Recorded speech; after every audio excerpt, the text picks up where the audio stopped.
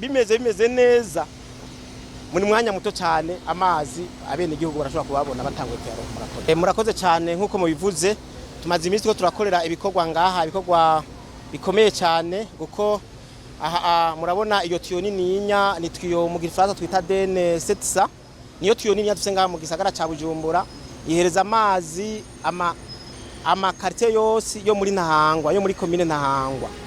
Rero kubera inkengera z'ururuzi zikunda kuza zirabomoka, inkengera zo ngaha zarabomotse zihitana inkingi yari ifashe igitwiyo yacu. Iyo nkingi imaze gusenyuka niho iyo twiyo kwera uburemere bwayo n'uburemere bw'amazi bwaciye butuma iyo twiyo ica ivoba, iragondama cyane nk'igomba gucika. Hanyuma ivyuma byo hejuru byari bigize iyo nkingi byaciye bigwa kuri kajya kantu murakabona kari hejuru tukitwa mu gifaransa ventouse, zikaguye ko kaca karavunika. Kavunitse rero amazi yaciye atangoza araca muri aho hantu kavunikiye. Niho abantu benshi bavuga ngo itiyo yatobotse, mugabo mu by'ukuri itiyo ntiyatobotse, ntiyari bwatoboke, gusa nico cuma bita ventouse, ako kantu ka ventouse kavunitse nagatuma amazi ariko aca muri twiyo haba guhema mu gifaransa, kugira ngo ntishobore kugira nk'amafuite cyangwa ishobore guturuka kwera aha pression nini cyane. Rero tumaze kubona ivyo bibaye, twege shiramwe Regideso twace duhaguruka kugira turabe ubuhinga twokoresha kugira ngo amazi ashobore kuba ararengana abene gihugu bo muri commune ya Ntahangwa babandanye baronka amazi uko vyari bisanzwe bimeze. N'ubu rero twace dutora ubuhinga turubaka ivyo mona ya ma container, turayashiramwo ivyuma biyafata, turashiramwo n'ama gravier kugira ngo gishobore kuguma.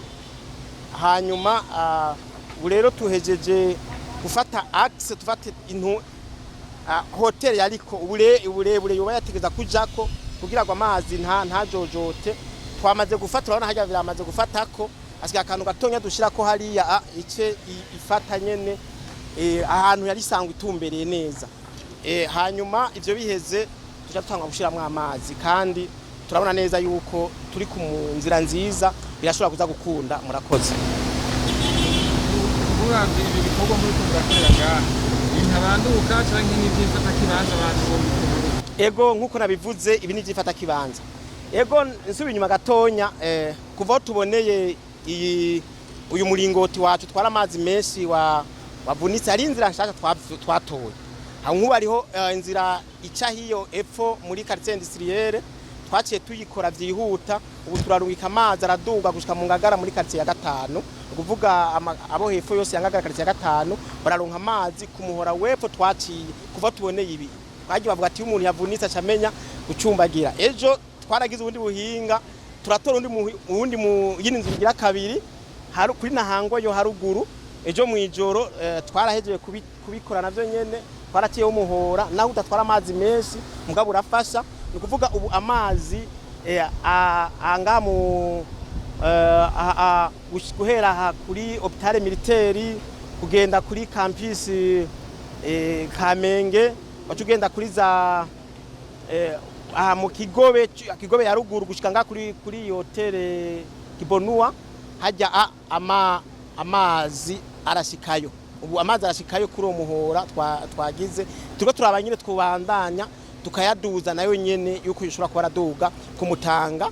Bambwiye yuko naho nyene mu kanya ashobora gushika kumutanga. Izo ni inzira nshasha twabaye turaca kugira ngo turabe ko turasahiriza abene gihugu, tugabanye ahantu hanini atamazi ari, kuko amazi ari nko muri quartier ya 5 mu Ngagara, wo muri quartier y'indwa ashobora kuza kuvoma hajya hepfo. Rero ibi bikogwa ni ivyifata kibanza, ibi birashobora kumara umwaka atangorane ihabaye. Mugabo twege tuca dutangura ibikogwa bikomeye cyane byo kurondera inkingi zifata uyu muringoti vyihuta.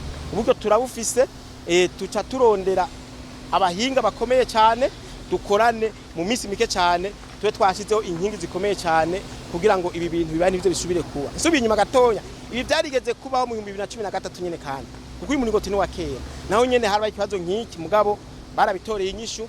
Urabona imaze imyaka nka 10 n'ingahe nka 10 n'ibiri ubu mbwa tugerageze turabe ibizomara imyaka myinshi cyane kandi tumaze kubona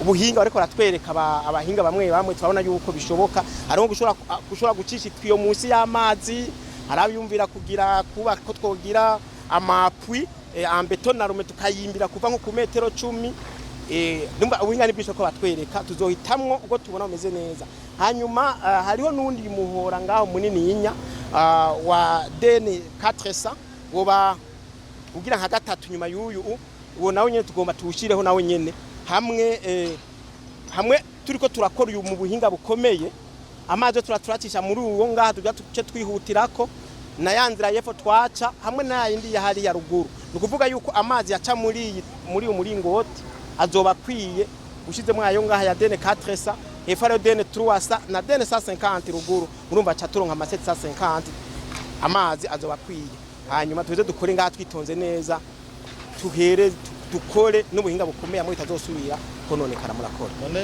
abakoresha uno muringoti bo kwizera ko amazi azobashikira gushika ryari murabona aho tugeze je no bako turi ku nsozo mugabo kuvuga ngo ndwikiringo no munsi canke ejo reka turindire mugabo turi ku nsozo birameze neza turize neza ko barashobora kuyaronka no munsi canke ejo mugabo umunsi canke isaha exact ntaho no bahereza ubunye kuringa buhinga buragoye ko ari gihe dukora imvura igacigwa imvura iguye ntizubira gusudira nivyo vyagiye biraduciramwo twari kwa twanamaze guheza kuko urabona turafise nk'amapokere ngaha dufashe ivyo vyuma bigira mu mazi imvura iguye kica kivaje duhagarika gukora ubwo rushobora gusudira imvura iri kwiragwa nico gituma novuga nti sindababwira umunsi ko ibirere birashobora kumpindurira mugabo bimeze neza muri mwanya muto cyane amazi abene igihugu barashobora kubabona batanguye kuyaronka murakoze cyane